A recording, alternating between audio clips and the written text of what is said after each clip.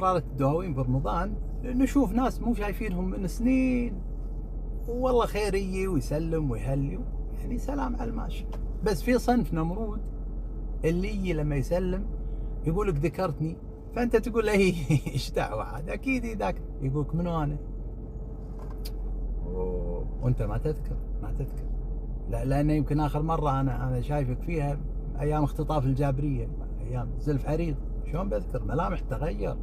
لا الا يلزم منو انا ما ادري منو انت، لا تلزم. فيبقى انا خل اقول لك السر.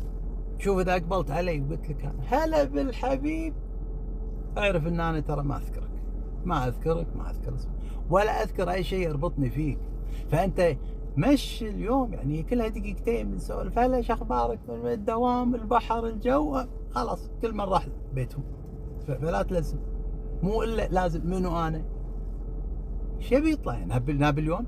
مو نابليون، عطني اي اسم عادي، احمد عبد السميع البهلول، ما تفرق معي، انا ماني ذاكره. فاي اسم تعطيني اياه ترى بمشي عادي. يا لا مش عادي. تدري شلون يبغى؟ انا يبغى هالمكان مره ثانيه ماني جايه عشان ما تسالني هالاسئله هذه. الا منو انا؟ اي احد، والله اي احد، ما تفرق معاي.